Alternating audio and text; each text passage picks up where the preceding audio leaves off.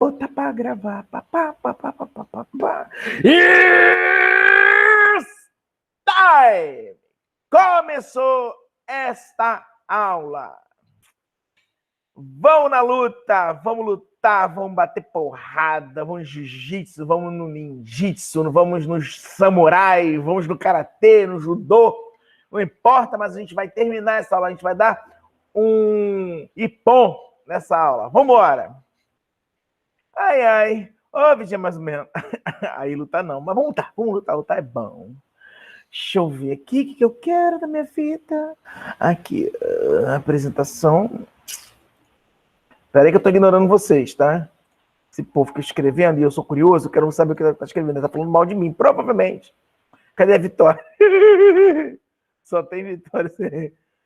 Às vezes tem vitória no final. A gente luta e dá daquela rateadazinha no final que dá merda, dá Blade. Mas às vezes a gente consegue. Vamos lá. Tenho 2 videozinhos para apresentar para vocês conhecerem, entenderem, se aprofundarem um pouquinho mais a respeito dos mecanismos que envolvem os ensaios mecânicos.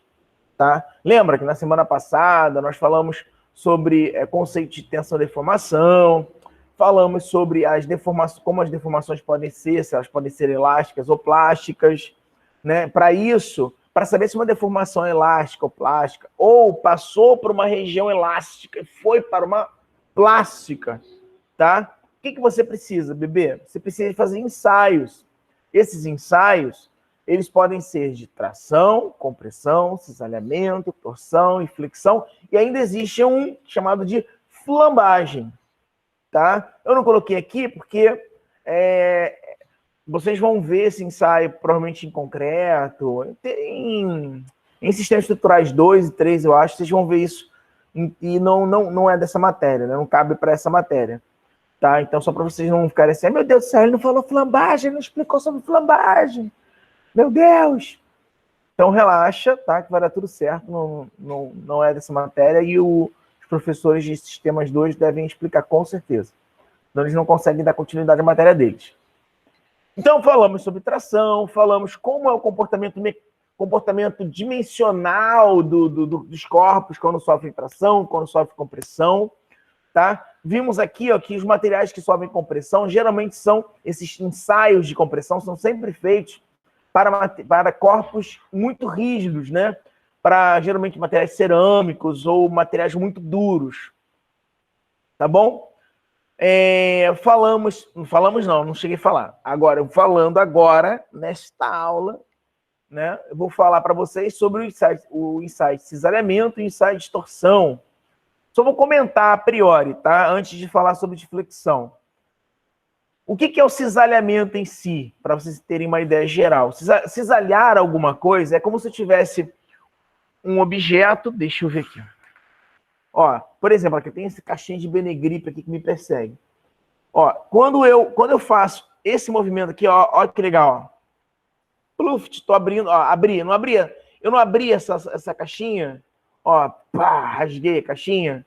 Então, eu cisalhei 2 superfícies, eu apliquei 2 forças em sentidos opostos, tá? Numa mesma direção, a direção é a mesma, tá? Horizontal, vertical, inclinado, sei lá, né? Aí numa alegria Macarena, Macarena. Então, aí tanto faz, tá? Pode ser, nesse caso, horizontal, tô dando exemplo. Então, a força, ela é cisalhante.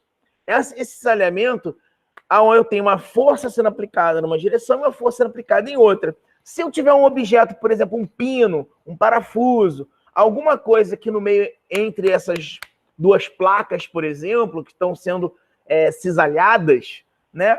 Algo acontece. Nesse caso, ocorre o cisalhamento daquele objeto. Vamos entender isso melhor. Aqui eu tenho um exemplozinho bem aqui embaixo, ó. Olha que coisa maneira, coisa legal. Eu tenho 2 placas, tá? Essas 2 placas sofreram rebite. Foram rebitadas. Não é arrebite não, tá, gente? Pelo amor de Deus. Pelo amor de Deus. Arquiteto que fala rebite, dá um tiro na cabeça dele, porque esse arquiteto ele não merece viver. Tá? Então, pelo amor de Deus, rebite. Não tem não. Tá? Tá bom. É pior do que falar a gente vai. tá? Ah, não, a gente vai, pode. A gente vamos, entendeu? A gente vamos é esquisito. Não é legal. Eu já vi pessoas com graduação, falar, a gente vamos em stage. Stage dá uma dorzinha aqui, desfibrila, sabe? O coração tá tutu, stage, tutu, sabe? Então, cuidado. Continuando, depois dessa palhaçada desnecessária agora, né? Porque com certeza tem alguém virando o olhinho. Ai, meu Deus do céu, que homem chato. Vambora. Continuando, eu tenho duas plaquinhas. Essas duas plaquinhas têm um rebite. E esse rebite é um material feito de alumínio, tá? Não é um alumínio qualquer, gente. É um alumínio especial, que nós chamamos de que ele sofre, é um metal que sofre endurecimento por envelhecimento. Olha que bonito. É filosófico. Endurecimento por envelhecimento. Ou seja, você fica mais duro quando você envelhece. Né? A pessoa amargurada, é um metal amargurado, né? É um metal que guarda rancor. Então, esse metal, ele é colocado, só que inicialmente ele é muito maleável, porque ele é novinho, tal, metalzinho novinho, tal, maleável, aguenta as paradas na boa, não reclama. E aí, conforme vai passando o tempo, ele vai sofrendo o reenrijecimento, o endurecimento, tá? Que é a característica mais dominante dessa liga metálica de alumínio. Então, o que acontece? Aí você faz o rebite, vai lá, pega a rebitadora, pá! Rebita a placa, o rebite está maleável, né? Isso acontece em avião, isso acontece em estruturas metálicas, né? Que são muito utilizadas na construção civil, principalmente. E aí o que acontece? Qual é a proposta desse rebite? É exatamente segurar ao máximo as forças que estão forçando essas duas placas a escorregarem uma sobre a outra, tá? Só que se essas forças forem muito grandes, mais fortes do que a capacidade de sustentação desse rebite, o que acontece? Esse rebite sofre o cisalhamento, tá bom? O rebite é muito utilizado na área da construção civil, como eu disse, né? Somente na materiais metálicos, estruturas metálicas. Mas os arquitetos, eu digo para vocês, os arquitetos têm uma falha um pecado com relação a isso. Eles usam pouco, tá? Estruturas rebitadas. Primeiro, o acabamento é bonito. Segundo, você consegue fazer formas diferenciadas. Você consegue brincar com as formas, tá? E você consegue um grau de sustentação muito maior do que outras técnicas construtivas. E a maioria dos arquitetos não tem o hábito, eu digo a maioria no Brasil, a maioria em peso, que isso, fora do Brasil, Jesus Cristo, isso é usado largamente, assim, isso é uma técnica que é já sine qua non, para você não sabe, é tipo assim, é um fato consumado que é imutável, tá? Então vamos lá, nós temos esses elementos, agora vamos para a torção. Torção, gente, é torcer alguma coisa, né? Ó, você tem lá tem aqui meu boné aqui, ó, vou torcer. Torcer, ó, você vai gerar o quê? A torção, olha meu dedinho explica tudo, ó. A torção tá ligada ao quê? A uma rotação no eixo do objeto, tá? Em sentidos opostos, tá? E essa rotação aqui, ó, com uma certa angulação, gera a torção desejada, tá? E aí eu tenho um exemplo aqui, ó, o que sofre torção? Por exemplo, o parafuso que está sendo colocado, essa haste da chave de fenda, o próprio cabo da chave de fenda, tá? Ou seja, vários pontos aqui desse sistema mecânico que está rolando aqui, ó, sofrem torção, tá? Antes de dar continuidade a explicar a questão da flexão, nós vamos ver um videozinho falando sobre ensaio mecânico, tá? Ensaio mecânico de carga, só para a gente ter oportunidade de ter visto isso, porque se a gente tivesse em sala de aula, eu teria a oportunidade de levar vocês ao laboratório para vocês conhecerem o equipamento e tal, né? Talvez não ver um ensaio em si, porque às vezes é complicado, né? Ter o material para poder fazer isso. Mas, como a gente não tem isso, vai ser via YouTube mesmo, tá? Esse professor explica muito bem, ele segue as normas, explica com detalhes, tá? Ele vai pegar um corpo de prova de concreto e vai fazer um teste de carga nesse corpo de prova. E eu vou analisar essa curva com vocês. E aí, mais para frente, nós vamos entender cada parte dessa curva com detalhes, tá? Nós vamos estudar essa curva que vai ser desenhada com detalhes. Então, vou deixar ele falando, mas em alguns momentos o tio Everton vai parar para poder explicar. É uma aula muito importante, é uma aula de laboratório que foca a determinação da resistência à compressão do concreto.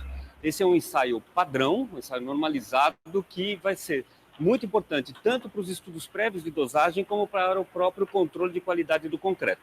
Então, como foi visto na aula anterior de dosagem, nós produzimos corpos de prova de diferentes concretos para estabelecer as curvas de dosagem, e dentro dessas curvas de dosagem, a principal é a lei de Abrams, aquela que estabelece a lei de Abrams, onde a gente correlaciona a resistência à compressão com a relação ao água-cimento. Para obter os dados da resistência à compressão, nós temos que realizar os ensaios padrão de compressão. E a aula de hoje mostra quais são os cuidados necessários para que esse ensaio seja bem realizado. Ele também é importante, como eu disse, para o controle de qualidade. Ou seja, um ensaio de determinação de resistência à compressão tem que ser bem feito, porque, caso contrário, nós corremos um grande risco de rejeitar um concreto que está adequado para a finalidade estrutural. Ou seja, nós temos que garantir que o resultado obtido esteja conforme os padrões estabelecidos. Então, aqui nós vamos demonstrar, primeiramente, quais são os cuidados que nós temos que fazer prévios com o corpo de prova na tomada das dimensões, e, em seguida, vamos mostrar o procedimento do ensaio propriamente dito. Esse aqui é o corpo de prova padrão, é um corpo de prova cilíndrico de 10 centímetros de diâmetro por 20 centímetros de altura. Para que seja levado ao ensaio, é fundamental a gente garantir o polimento das duas superfícies. Esse polimento tem que ser muito bem feito, de maneira a garantir o bom contato do corpo de prova com os pratos da prensa. As dimensões de 10 por 20 são dimensões padrão, mas como tem que haver o polimento e existem pequenas irregularidades nos próprios moldes, o primeiro procedimento que tem que ser feito é a tomada das medidas desse corpo de prova, o diâmetro e a altura. A primeira medida que nós vamos realizar é a medida do diâmetro, que é feita em duas posições ortogonais, mais ou menos na metade da altura do corpo de prova. Então, a primeira medida, anota a medida, e a segunda no sentido ortogonal. Anota o valor mensurado. A terceira medida é da altura do corpo de prova, que é verificada na relação entre os dois topos. Uma vez tomadas as medidas do corpo de prova, diâmetro médio e altura, nós podemos realizar um ensaio. Então, durante o ensaio, nós vamos levar o corpo de prova até a carga máxima.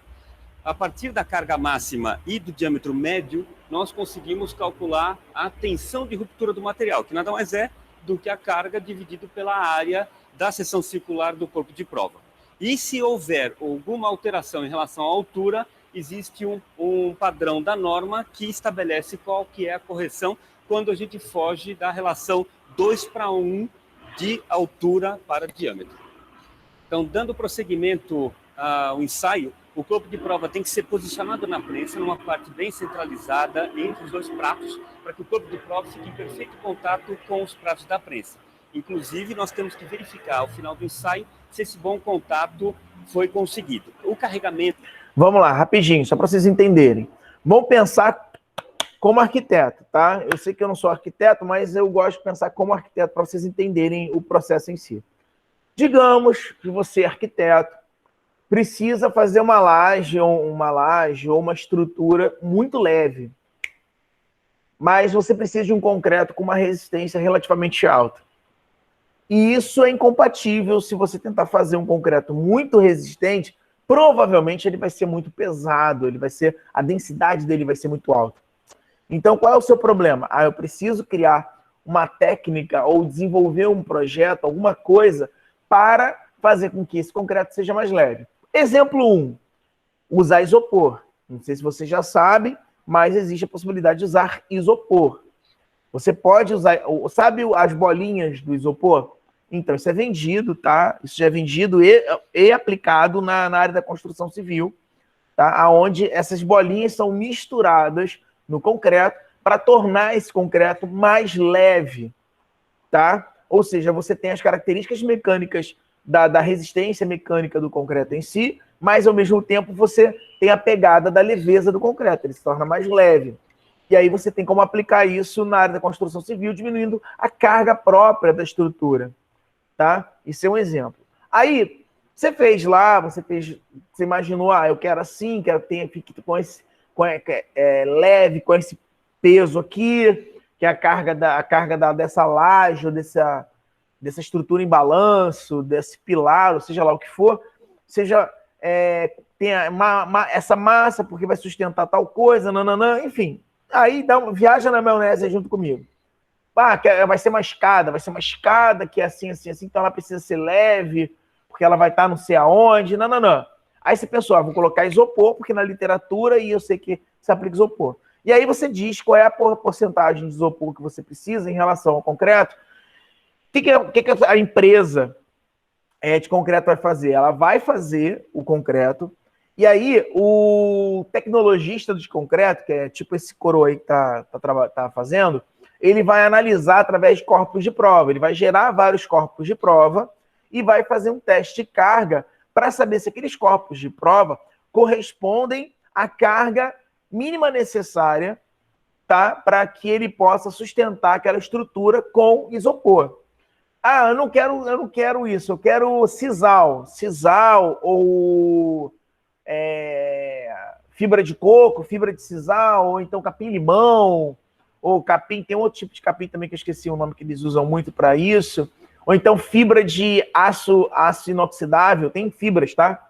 Fibra de aço inoxidável, tem gente que coloca, por exemplo, fibra de vidro, tá?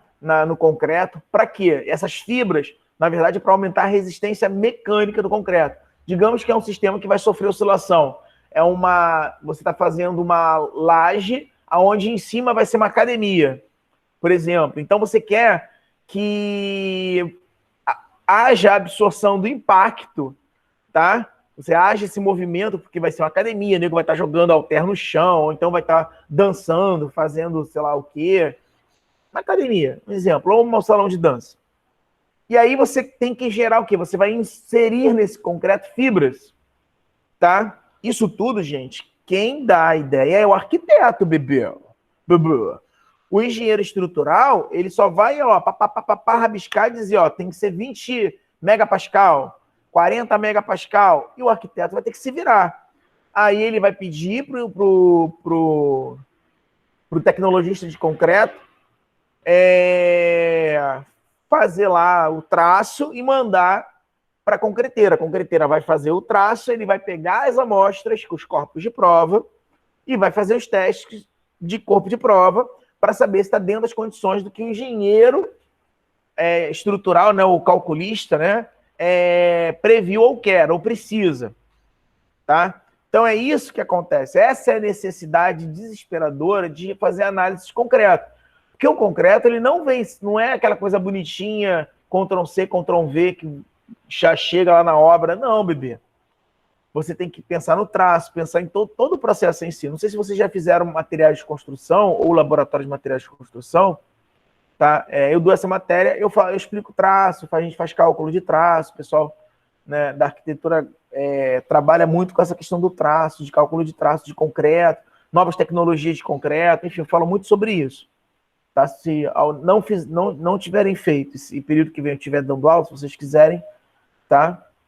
Provavelmente eu vou me aprofundar um pouco mais sobre isso. Mas eu só estou falando isso en passant para vocês entenderem a importância de se fazer um teste de carga em concreto, tá? Aí tá cheio de mosquito, começou a entrar os mosquitos aqui dentro dessa casa. Enfim.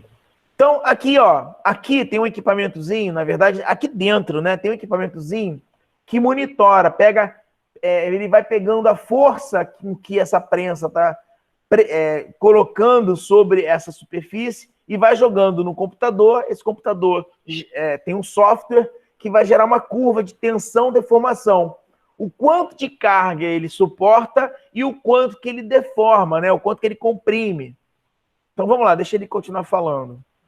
nessa prensa é feito de maneira automática. A prensa tem um script, tem um código que estabelece com precisão qual é a velocidade de carregamento do corpo de prova. É extremamente importante que isso seja obedecido, porque se o ensaio for feito de maneira muito rápida, nós aumentamos a carga de ruptura, e se o ensaio for feito de maneira muito lenta, nós diminuímos a carga de ruptura. Então, para garantir a precisão do ensaio, a velocidade de carregamento é fundamental. Tá, então o que acontece? Agora você tem uma câmera lá, uma câmera em perspectiva, ou algo aquelas coisas bonitinhas que o povo fala. Deixa eu ajeitar aqui, que eu botei esse negócio aqui para poder... Enfim. Então tem uma câmera, né, que está focada aqui, e ao mesmo tempo ao lado. Isso é bem legal, que ele botou ao lado aqui, e aí a gente consegue entender paralelo o que está acontecendo com a amostra, quando a ela é colocada uma carga, né, e o comportamento mecânico dela, a curva que ela gera. Aqui, ó, a linha das ordenadas, tá? A linha das ordenadas, que é o Y, a ordenada e a abscissa, né? A linha das ordenadas mostra a carga, o quanto que ele está adquirindo de carga, em megapascal. E aqui, tá? Que está, acho que em milímetros, se eu não me engano, é a deformação, quanto que ele deforma de tamanho, tá? Então, vamos lá, devagarinho vamos analisar.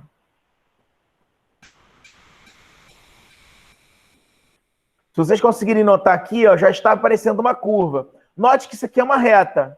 Se é uma reta, significa que se de repente eu parar o ensaio agora, tá?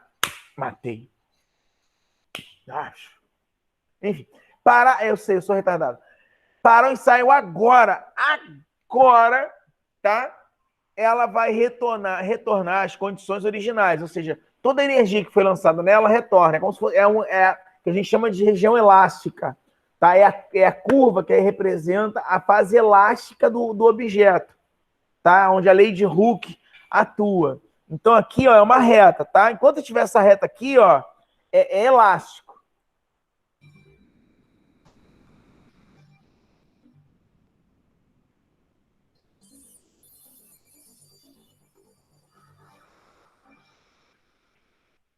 Ó, tá vendo aqui, ó? Agora ela começou a fazer uma curvazinha safada. Uma curvazinha aqui, ó. Tá? Essa curvazinha significa que ela tá indo para a região plástica. Vai dar merda. Vai dar merda. Significa que está muito, mas muito mais... Eita! Muito próximo de estourar, quebrar, romper. Viu, ó? Aí, obviamente, o programa ele ajusta aqui de acordo com a deformação, né? Porque aí, ó, a deformação, quando ele quebra, né, rompe, ele acaba descendo uma certa distância razoável. Aí, eu não sei se vocês conseguem enxergar, mas tem uma curva muito fininha aqui, ó, que foi desenhada. Então, esse ponto aqui, ó, é o ponto máximo de carga que foi sujeito a esse objeto. Ou seja, é a carga máxima desse objeto. Tá? É o máximo de carga que ele consegue absorver antes da ruptura.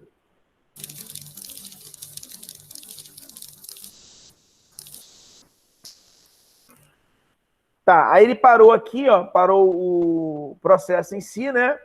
Que agora está fora de controle porque não tem mais como trabalhar. Note que eu tenho uma curva muito reta, significa que quanto mais em pé for essa curvinha, mais em pé, mais duro é o material, tá? Note que ela está quase na vertical aqui, ó. Tá? E aqui, esse ponto aqui é o ponto máximo que ele alcançou, a carga máxima que essa amostra alcançou, tá? E aí, obviamente, depois disso, ele está deformando absurdamente, né? Não tem mais o que deformar. Também, uma coisa que é muito importante é o design, né? A forma como o corpo se rompe. Por exemplo, quando ele se rompe com essa forma de ampulheta, essa forma de ampulheta, tá? Significa que houve uma boa distribuição de carga, ou seja, significa que a amostra é homogênea, tá? E que houve uma boa distribuição de carga. A carga está sendo muito bem distribuída ao longo da estrutura, tá? Quando ela tem outros tipos de corte, quebra, cisalhante, né? aí significa que são outras respostas mecânicas a respeito. Por exemplo, tem uma quantidade muito alta, tem uma quantidade excessiva de brita.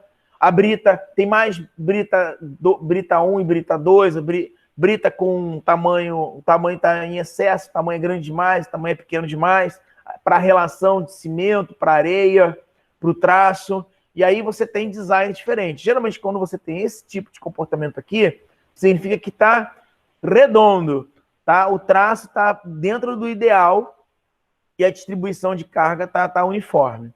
Deixa ele continuar rodando aqui, explicando.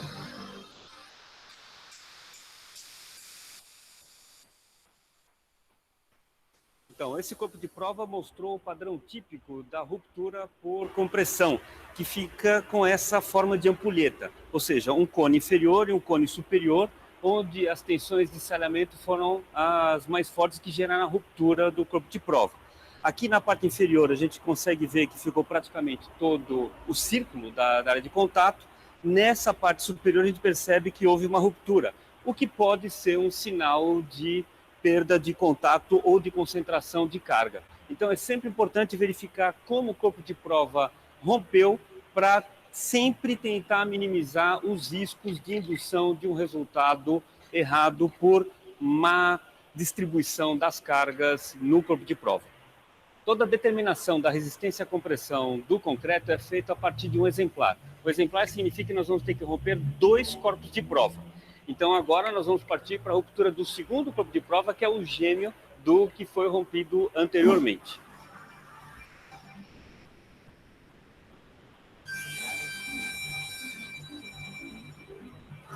Lembre-se, teoricamente, ele tem que apresentar uma curva muito parecida e, a princípio, ter a mesma quantidade de carga absorvida, tá? E aí você faz uma média, desvio padrão, toda aquela parte estatística.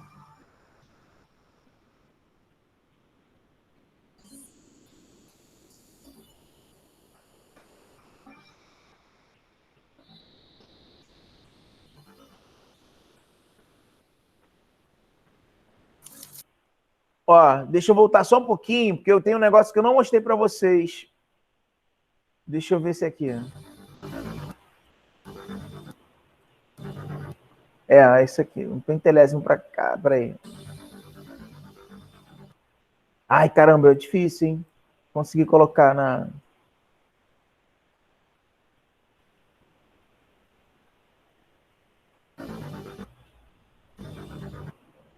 Ai, peraí. É que quero colocar aqui, ó, dá 22, se eu não me engano. Peraí.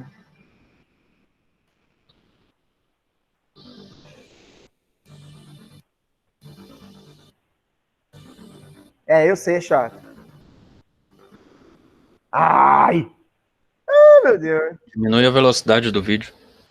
Ah, é verdade também. Como é que faz isso? Tio Everton retardado aqui? Velocidade de produção. Adoro aluno inteligente. É para cima, né? Óbvio, né?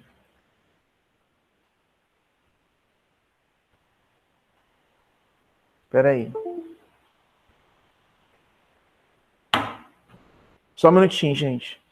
Eu vou ter que usar aqui a mão aqui.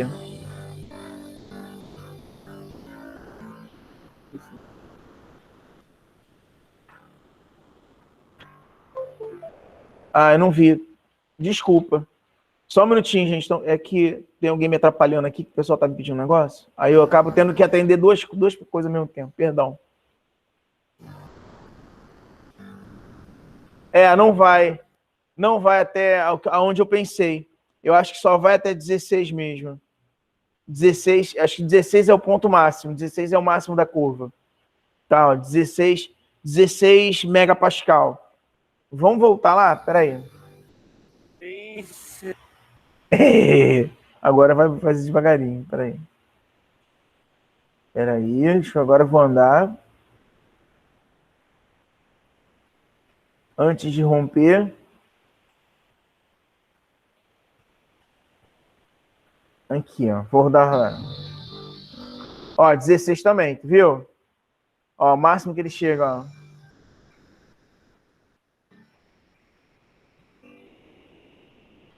Ué, cadê? Tinha mostrado 16 aqui nessa jossa.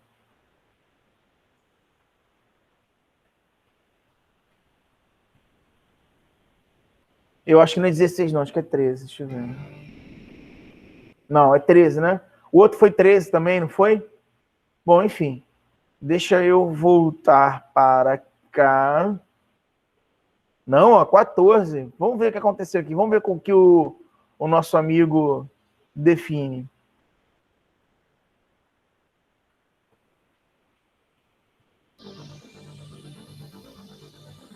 Não, acho que vai 16, olha lá.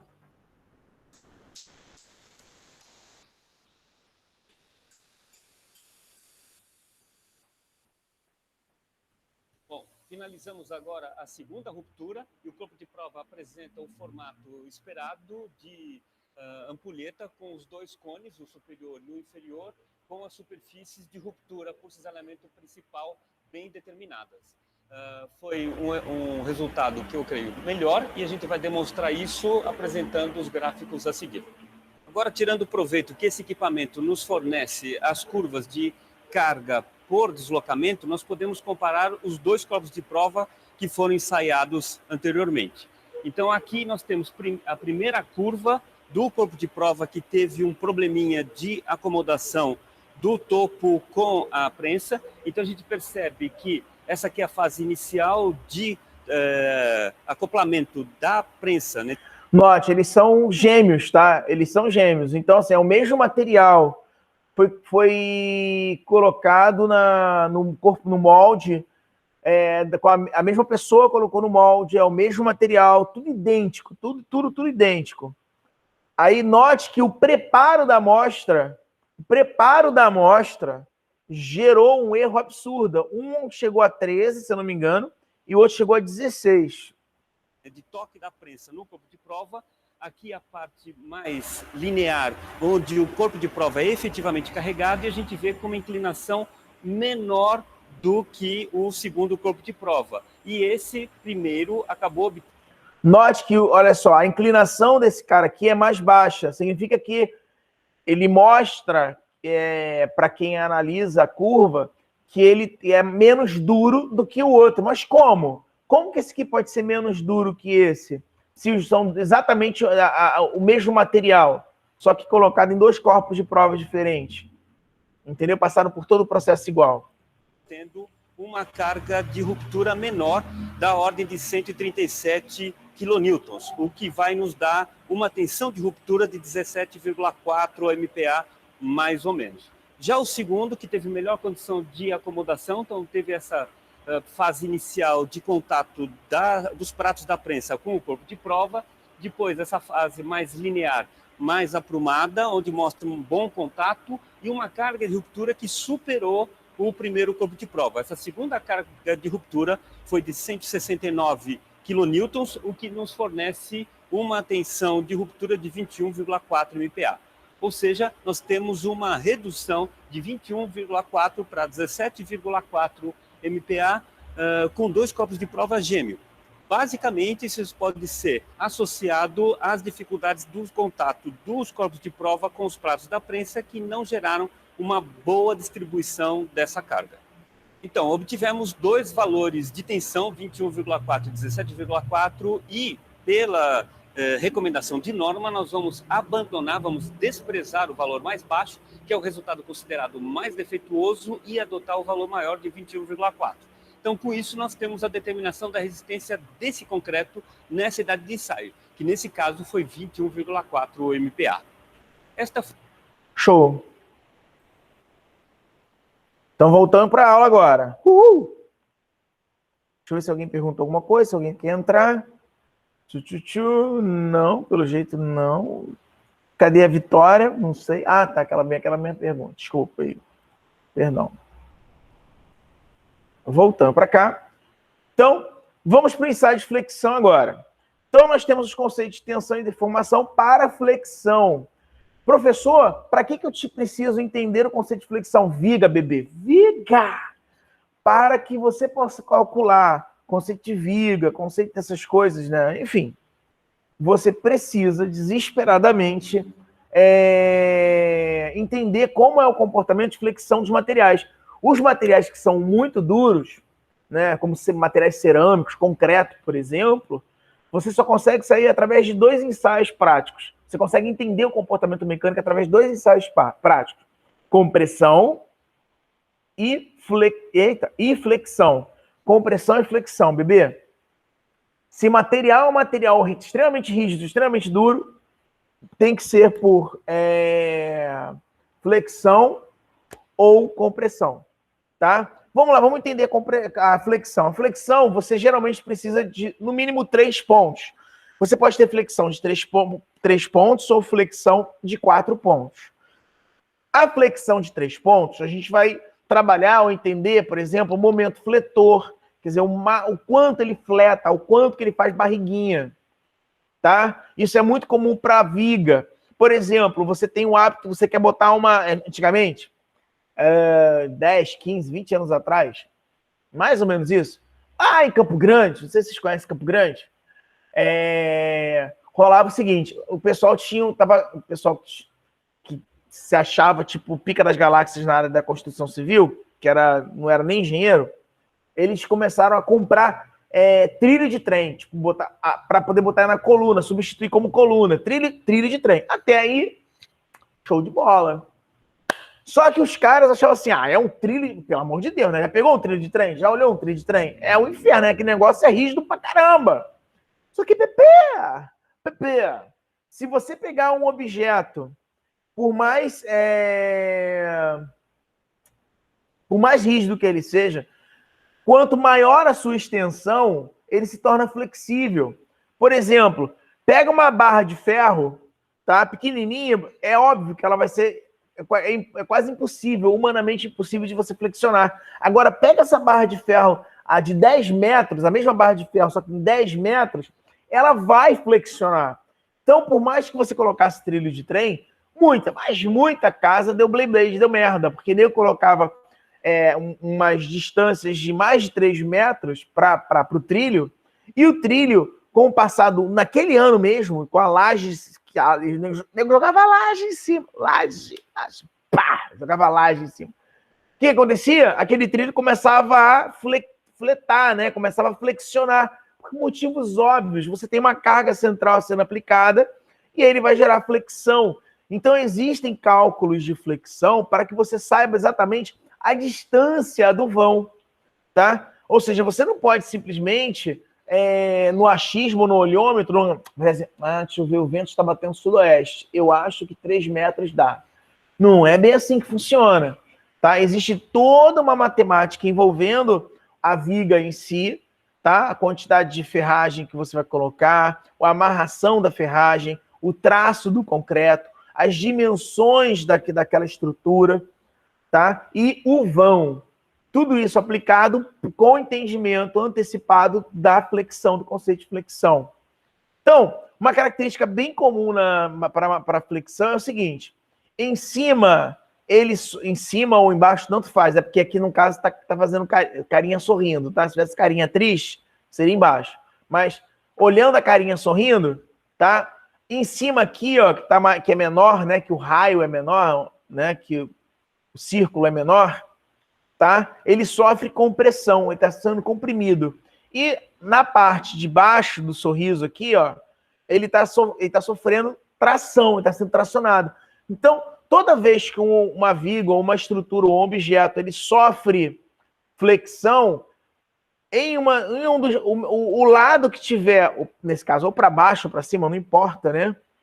Ou para baixo ou para cima, sorrindo ou triste, né? O lado de dentro, digamos assim, ele está sendo comprimido e o lado de fora está sendo tracionado, tá? Então, situações mecânicas ou patologias podem ocorrer quando na região comprimida, e patologias ou situações adversas podem ocorrer quando...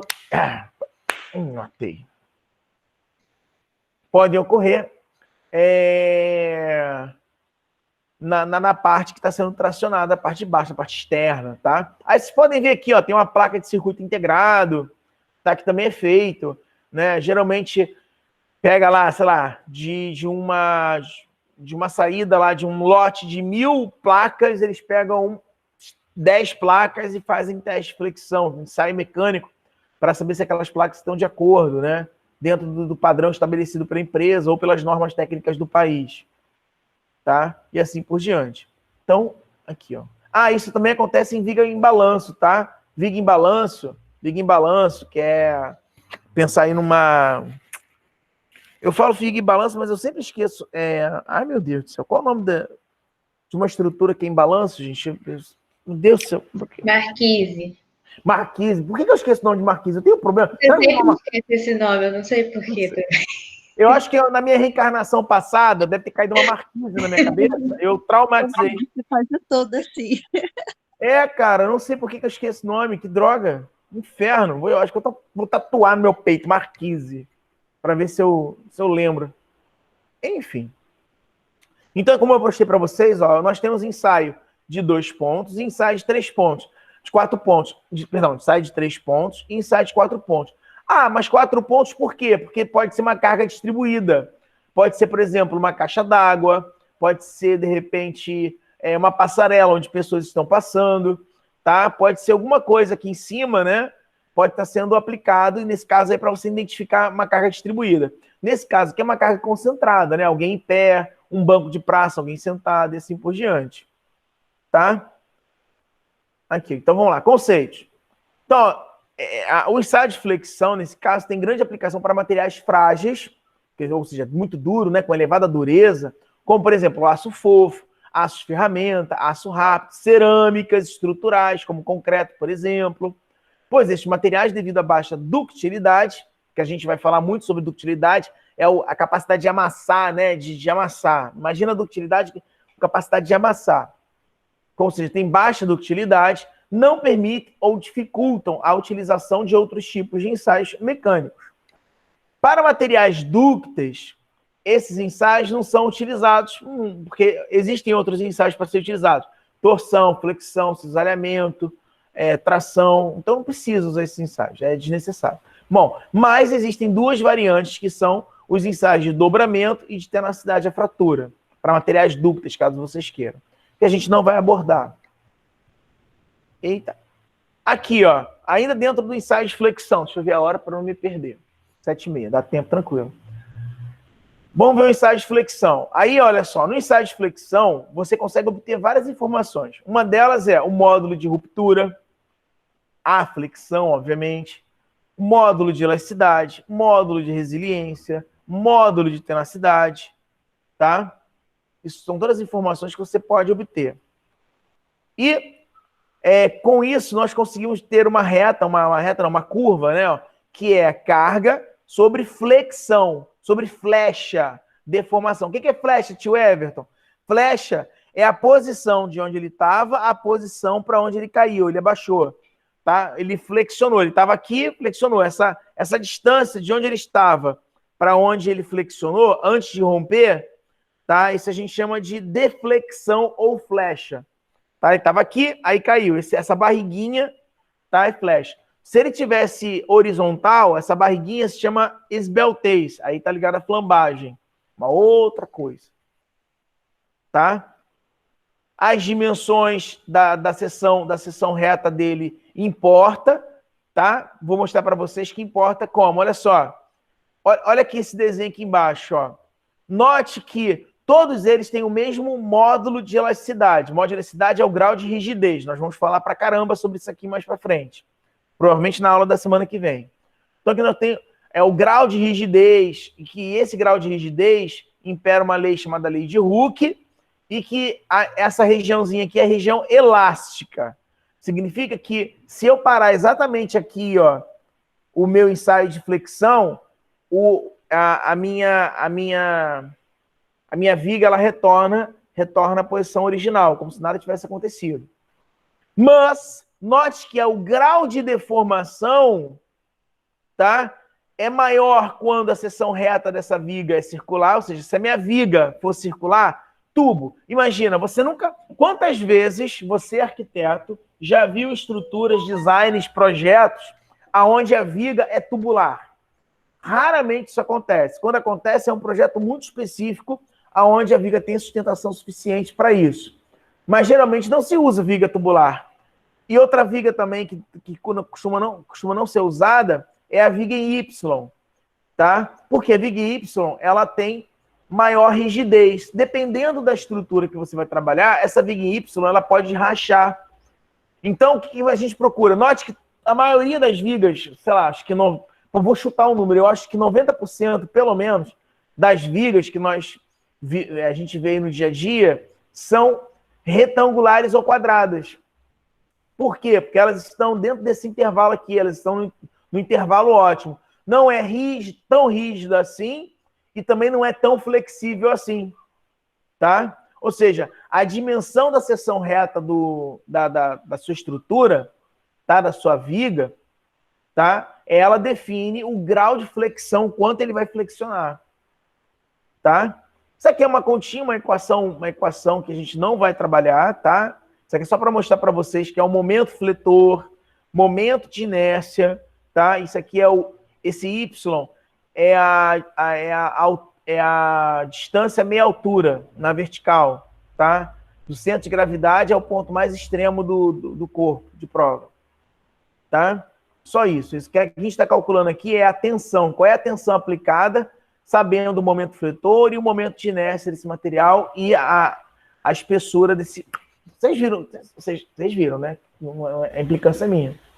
O mosquitinho passou na tela aqui. Quase pegou vocês. Mas mosquito não é traça, eu acho. Enfim. Isso aqui é para semana que vem. Vamos pro videozinho. Não me zoa, tá? Porque esse videozinho é do Telecurso 2000, que, tipo, é 1995, tá? Então, não me zoa, tá? Mas é um vídeo ainda muito atual, porque nada muda nessas questões, né? Nesses conceitos. Esses conceitos não mudam, eles são atemporais nesse caso, tá? E o legal desse material aqui, do Telecurso, tá? Que ele explica de várias formas possíveis e aplicando na engenharia também, na arquitetura também, tá? O povo fica me chamando aqui. Vamos lá.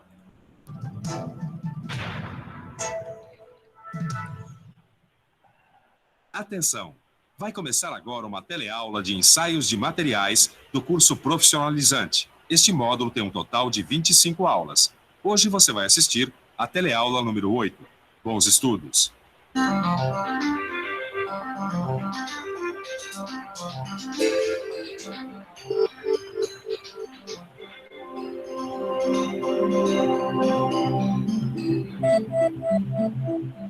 Edgar, você acha que esse suporte aguenta o peso do nosso kart? Claro que sim, Neus. Ele foi feito para isso. Além de todos os ensaios ao qual ele foi submetido, eu acho que ele passou pelo ensaio de dobramento e flexão. Dobramento? Flexão? São ensaios que mostram para a gente como um determinado material reage aos esforços de dobramento e flexão. Bom, imagine, a prancha do trampolim de uma piscina, quando alguém vai saltar, ele se dobra com peso e depois volta à sua forma original. O trampolim de uma piscina tem a capacidade de suportar a força aplicada sobre ele. Você já imaginou, Edgar, se a prancha não voltasse para a posição original? Ó, que tombo! Edgar, já me interessei pelo assunto da teleaula de hoje. Então vamos ver o que vem por aí. Na teleaula de hoje, você vai conhecer o dobramento e a flexão. Vai ver como é feito o ensaio de dobramento e o de flexão. E vai conhecer algumas propriedades mecânicas avaliadas no ensaio de flexão. Olha, Ed, você me convenceu. Eu acho que não vai cair mesmo. Se a gente conhece o comportamento do material, quando ele é submetido a um esforço, a gente pode ficar sossegado, né? E para ficar mais sossegado ainda, fique de olho que a nossa teleaula está começando.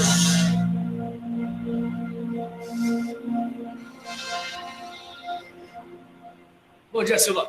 Oi, Caio, tudo bem? Mais ou menos. Sabe que eu tava vindo pra cá, tomei um baita susto.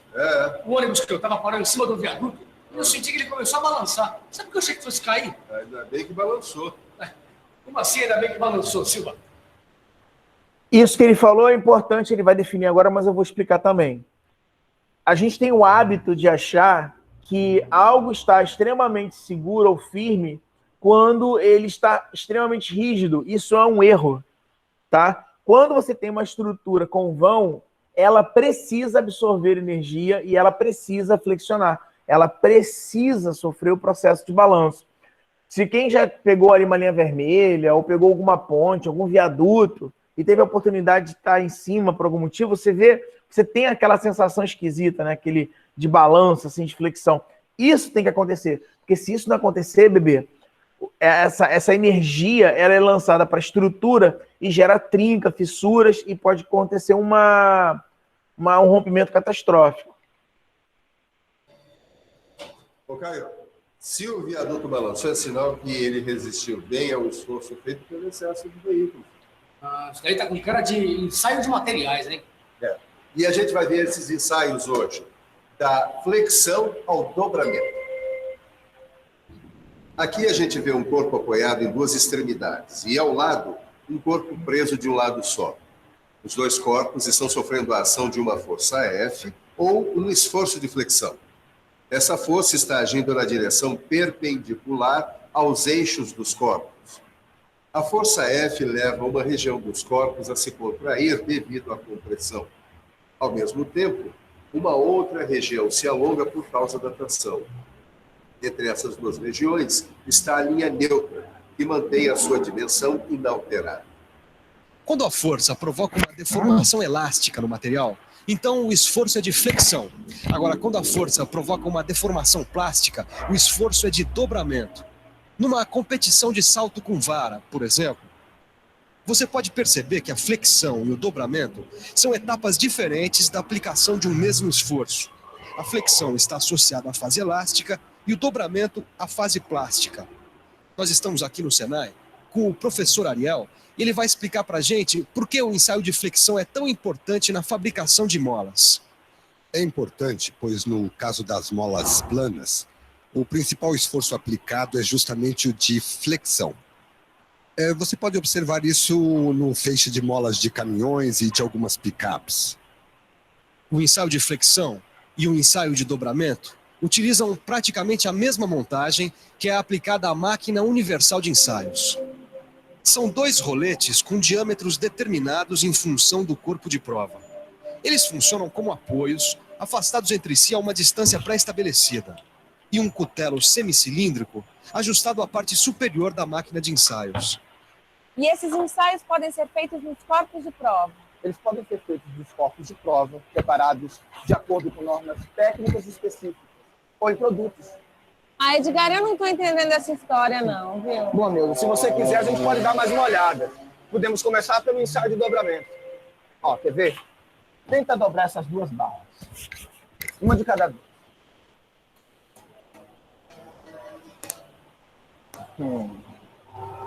Quebrou. Agora tenta essa aqui.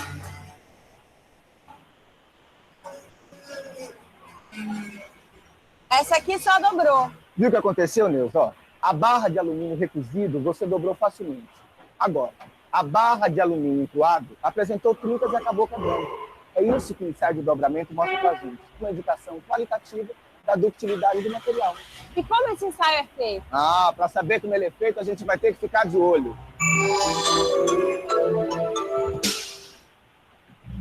O ensaio de dobramento consiste em dobrar um corpo de prova de eixo retilíneo e seção circular, retangular ou quadrada, assentado em dois apoios afastados a uma distância especificada por meio de um cutelo que aplica um esforço perpendicular ao eixo do corpo de prova até que seja atingido o ângulo desejado. O ângulo que determina a severidade do ensaio é de 90, 120 ou 180 graus. Depois de atingir o ângulo desejado, a zona tracionada é examinada. Ela não deve apresentar trincas, fissuras ou fendas. Agora é hora da gente ver os processos de dobramento. Existem dois processos de dobramento. O dobramento livre, que é obtido pela aplicação de forças nas extremidades do corpo de prova, sem a aplicação da força no ponto máximo de dobramento.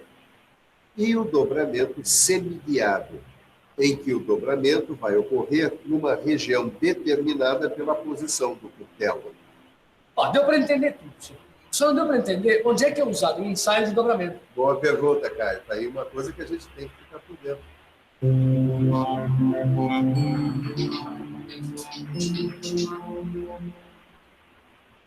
O ensaio de dobramento é feito em barras de aço usadas na construção civil, porque além de apresentar resistência mecânica, Elas devem suportar dobramentos severos durante sua utilização.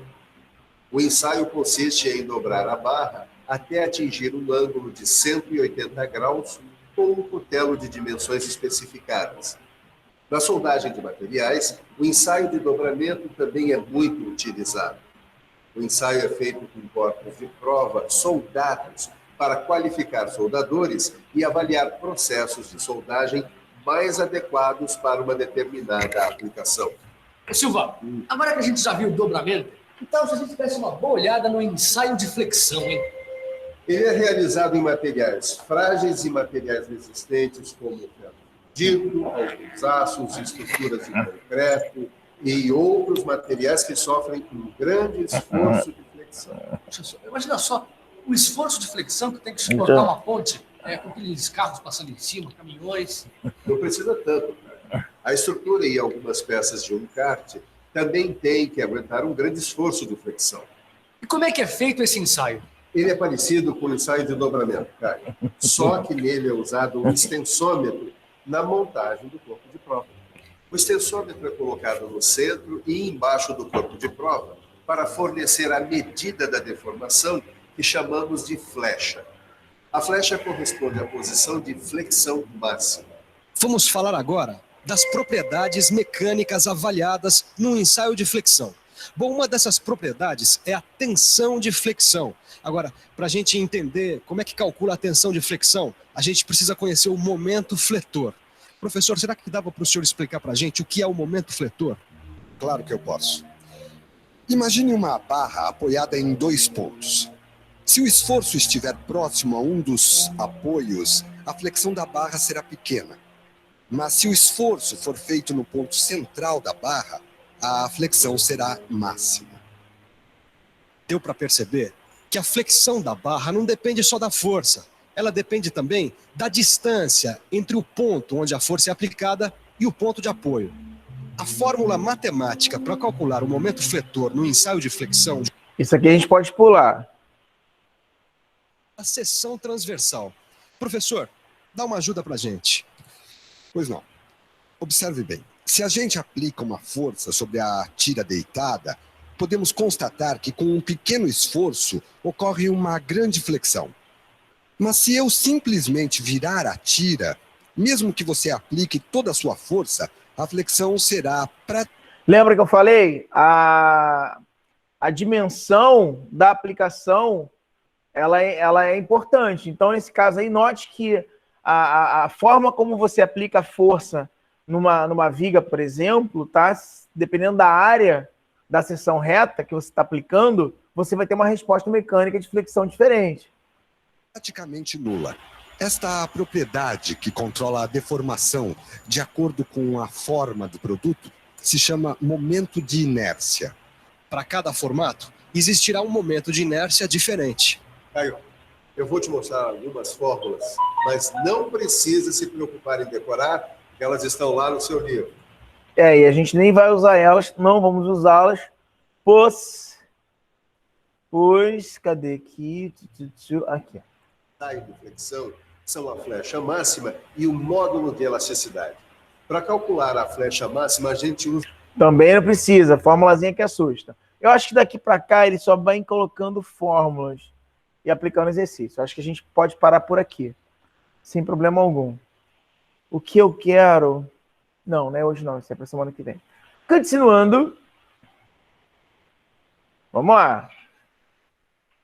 Deixa eu só ver a hora aqui para saber se vai dar certinho. A gente não deve se estender muito não, tá, gente? Porque a aula acaba sendo bastante dinâmica e é uma matéria que tem bastante assunto, tá? E a gente não precisa correr. Graças a Deus a gente não precisa correr. Bom, antes de dar continuidade, então entendemos o conceito de flexão, a importância da flexão. Gente, que isso? Estou sendo... Eu virei um toco de madeira, que essas traças estão em cima de mim, Jesus. Que inferno. E o meu gato está comendo as traças aqui, ó. Economizei um dia de ração. Enfim. Continuando.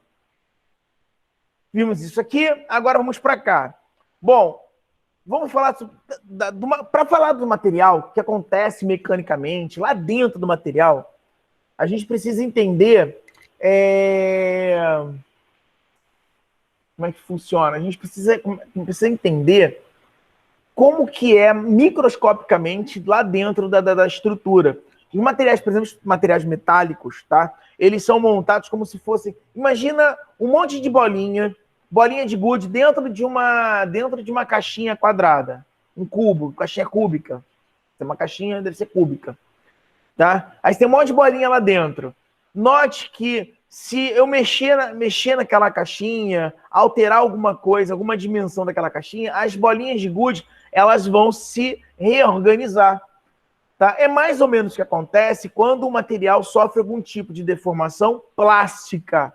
Quando ele sai do elástico para o plástico, tá? Significa que essas bolinhas de gude, elas saem das posições que elas estavam e vão para outras posições. E você não consegue mais retornar à posição original que elas estavam. Então, nisso, a gente diz que ocorre um escorregamento no plano cristalográfico. Aí, ó, alguns exemplos aqui, ó. Imagina as caixinhas, tá? Imagina aí as bolinhas de gude. Caixinhas, bolinhas de gude, bum, bum, bum, tchu, tchu, tchu. E aí eu tenho os planos cristalográficos. Calma, você não tem que decorar isso. Isso aqui eu só estou explicando porque, como eu vou ficar falando várias vezes sobre escorregamento, plano cristalográfico, você tem que saber de onde está saindo esse negócio. Da onde está saindo esse negócio, essa informação? Está saindo daqui agora que eu estou explicando para você. Então fica quieto, para de me encher. Tá? Perturbado. Perturbado. Então vamos lá.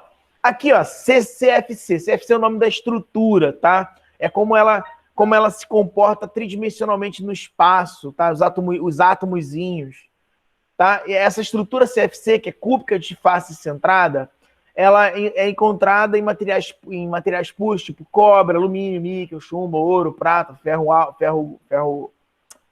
gama, tá? CCC, ferro alfa, acho que aqui é vanádio, se eu não me engano, depois molibdênio, Braz é latão, se eu não me engano, tá? Latão, eu acho que é latão, tá? Enfim, aí vai, que é CCC, corpo centrado, mas não importa isso, é só para vocês pelo menos ouviram isso em alguma vez na vida. O que importa é que para esses caras aqui, você tem um tipo de escorregamento, esse tipo de um plano preferencial para que ocorra o escorregamento do material, para que ocorra o escorregamento daquelas bolinhas de gude que são os átomos, tá? Que representam os átomos. Sai, inferno. Eu já te matei? Eu acho que é reencarnação. Enfim, veio para me atentar de novo. Continuando. Então, o que acontece? Quando você trabalha com essa questão do deslocamento, dos planos cristalográficos, do escorregamento, tá? É muito comum isso se repetir ou aparecer quando você faz os ensaios de tração, compressão, cisalhamento e assim por diante, tá? Vamos pensar no ensaio de tração simples. Tracionar alguma coisa, né? Puxar nos seus extremos. Tá? Quando eu faço isso, eu tenho duas respostas mecânicas a serem apresentadas, tá? Eu tenho a tensão de engenharia e tenho a deformação de engenharia. Tensão de engenharia é nada mais, nada menos que a pressão que está sendo exercida sobre esse objeto. Ou pressão de saída ou pressão de entrada, digamos assim, grosseiramente falando. Tá? Nesse caso aqui, temos que a tensão é igual a força dividido pela área. A área inicial do objeto. Força dividido pela área, para quem lembra lá do ensino médio, da física, alguma coisa assim, né? Caso não tenha traumatizado tanto, é pressão. Mas só que a gente não dá nome de pressão, a gente chama de Pascal, a unidade, Pascal. Deformação. Deformação é representada por esse epsilonzinho aqui, esse de chavado aqui, ó, bonitão, ó. Esse aqui. O que ele é? Ele é o tamanho final menos o tamanho inicial dividido pelo tamanho inicial. Tá? Então, quando você faz esse cálculo aqui, você tem... É como se você tivesse, na verdade, uma porcentagem de aumento, tá? Ele é um valor unitário, que vai de 0 a 1. Tá? Então, é uma porcentagem de aumento. Quanto que ele aumentou percentualmente? Então, você vai achar 0,1, 0,001, 0,... Enfim, uma porcentagem, tá? Então, os gráficos que nós vamos ver a partir de agora São os gráficos que são tensão, que é o eixo Y, sobre deformação, que é o eixo X. Tá bom? Mas antes de dar início a isso, antes de falar sobre tensão e deformação, ó, primeiro gráfico aqui, ó, tensão sobre deformação. A gente tem que aprender que existe um carinha chamado Lei de Hooke. O que é Lei de Hooke? Ah, Luciano Huck? Não, não é lei dele, não. Lei do Hulk verde? Também não. Hulk esmaga? Não.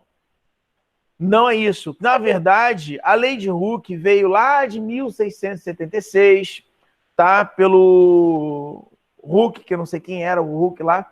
E ele dizia o seguinte, que existe uma relação proporcional entre a força que você aplica e o quanto que um objeto elástico estica. Ele é proporcional. Quando você tem essa proporcionalidade, joga isso num gráfico, você tem uma reta. Tá? É o que ele mostra aqui, ó. Tá? Isso significa uma relação de proporção, de tensão com deformação. O ângulo dessa reta, a tangente dessa reta, é o que a gente chama de módulo de elasticidade. Eita, Everton, módulo de elasticidade? Módulo de elasticidade também é chamado de módulo de Young ou módulo de rigidez. Elasticidade de Young ou rigidez. Tá? Então vamos lá, continuando. Então esse é aqui, ó, esse é machão grandão aqui, ó, Ezão, ó, que Ezão grandão, ó. Enfim, do lado desse Ezinho aqui, humilde, tadinho do Ezinho. Esse Ezão aqui é o módulo de elasticidade.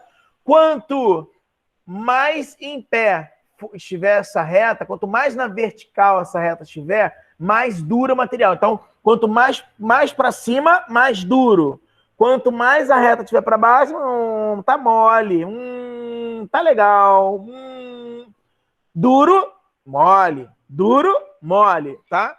Obviamente, pessoas nojentas, podres, né, nesse momento, conseguiram imaginar alguma coisa obscena que não era a intenção do tio Everton, diga-se de passagem. Eu só estava tentando fazer com que vocês memorizassem a imagem do duro e do mole. Então, imagina, tá duro? Tá? A curva sobe. Tá mole? A curva desce. Tá? Foca nisso. Duro e mole. Esquece não. Então, módulo de elasticidade, se estiver para cima, duro, se estiver para baixo. Vamos lá, continuando. Então, o grau de rigidez, tá? O módulo de elasticidade é o grau de rigidez. Aqui temos alguns exemplos típicos. Eu acho que eu paro aqui. Agora é oficial, eu paro aqui mesmo. Tá? Nós temos ensaios de tração, compressão, ainda dentro do ensaio de tração, compressão e cinzelamento. Nós temos essa figura aqui, ó, essa tabela, tá? Que dá algumas informações interessantes para a gente. Eu vou falar sobre o módulo de elasticidade, tá? Que existe também o módulo de cisalhamento, que a gente vai falar sobre cisalhamento, tá? Mas falar sobre o módulo de elasticidade. Depois a gente vai voltar sobre o módulo de cisalhamento e depois vamos falar sobre esse coeficiente Poisson, tá bom? Então segura essas informações. Só o módulo de elasticidade. Obviamente eles estão em duas unidades. Gigapascal, que é a nossa unidade, a unidade que é utilizada aqui no Brasil, e PSI, que é utilizada em países anglo-saxões, tipo Inglaterra, Estados Unidos, e assim por diante. Tá? Aí nós temos aqui, ó, as ligas metálicas e a carga, né, que esses caras suportam antes da ruptura. Tá? A carga elástica desses materiais. Elástica. Note, eu estou falando, não estou dizendo que ele rompe a 69. Por exemplo, olha só. O titânio e o cobre. Aí você fala assim, pô, como assim o cobre? O cobre tem uma módulo de elasticidade maior, ele é mais duro do que o titânio? Bebê. Mas o que eu estou dizendo aqui para você, tá? Que ele só é mais duro, mas não necessariamente a carga que ele suporta é essa. Ele pode com certeza o titânio suporta uma carga muito, mas muito maior do que a do cobre. Então, cuidado com essas pegadinhas, tá? Uma coisa é o que a gente está falando de módulo de elasticidade. Duro, mole. E outra coisa é lá em cima, lá em cima, aonde ele arrebenta. Lembra daquele teste de corpo de prova que nós vimos quase agora, do bloco de concreto? Então, Note que ele tem uma reta, quando chega a um determinado ponto, ele faz uma curvinha. Naquele ponto lá é o ponto máximo que aquele professor lá estava analisando. Ele tinha 2 pontos máximos. Um era de 17,4 e o outro era de 21,4. Tá? E note, um tinha uma modularidade menor rigidez e outro tinha uma maior rigidez. Então, cuidado. Então, ó, em resumo, os valores dos módulos de elasticidade para os materiais cerâmicos são características maiores do que para os metais, tá? Quer dizer, cerâmico obviamente é muito mais rígido do que metal. O módulo de elasticidade o módulo de rigidez é mais deitadinho e do cerâmico é mais em pé. E para os polímeros são menores. Polímero então é quase arrastando. O módulo de elasticidade é pequenininho, né? Polímero é um plástico, ele flexiona rápido, ele estica rápido. Então, essas diferenças são consequências diretas dos diferentes tipos de ligação atômica nesses 3 tipos de materiais. Lembra da ligação atômica? Que eu falei, os átomozinhos estão ligados e tal, e aí ocorre a questão do escorregamento nos planos cristalográficos. Então, para cada tipo de escorregamento de plano cristalográfico, eu tenho uma resposta mecânica do material, né? Tem um tipo de módulo de elasticidade, o máximo que ele consegue suportar antes de mudar a estrutura cristalina. Tá? Ademais, olha que nome bonito, ademais, com o aumento da temperatura, o módulo de elasticidade tende a diminuir, ou seja, se você aquece o material, a tendência do módulo de elasticidade é diminuir. É meio intuitivo isso também. Tá? Eu vou parar aqui, porque aí semana que vem nós vamos estar aqui, ó. Tá? Ensaio de tração e compressão. E aí, semana que vem, eu vou apresentar alguns exercíciozinhos para vocês entenderem melhor a aplicação desses materiais, tá? Então não entrem em pânico, vai ter exercíciozinho. Vou voltar aqui para vocês. Deixa eu ver se alguém me zoa. Esse som dá muita nostalgia. Ah, tá, para quem já trabalhou. Bom, agradeço aí a todos. Eu acho que não preciso mais continuar. Que coisa pra caramba, eu acho que é informação pra caramba. Tá? Gostaria de saber se vocês me liberam. Eu preciso oficialmente que vocês me liberem, senão eu não posso terminar a aula. Eu dou continuidade, vida que segue. Mas eu preciso saber se vocês me liberam ou não. Se alguém disser que não, tranquilo, a gente continua. Tem aula aí pra caramba. Não, professor, acho que já deu por hoje. Tem bastante coisa para absorver. Tem que ser, senão eu não posso liberar vocês. Senão... Aí vai que algum aluno diz assim, o prefeito, ele podia ter dado mais um pouquinho de aula, ele ainda não quis. Aí tá gravado agora, tá gravado. Sextou, gente? Sextou? Tô liberado? Sextou. Sextou. Sextou, bebê. Beijo! Tchau, Bruno. Obrigada. Nos vemos pelo Facebook da vida, pelo Instagram da vida, nesse feriadão aí. Professor, na verdade... Mentira, brincadeira. Fabrício, tu cala a boca. Tchau. Brincadeira. Microfone. Me deu até um arrepio agora. Para de palhaçada. Tchau. Valeu. Boa sexta aí para todos. Deixa eu tirar aqui a apresentação. Boa sexta, gente.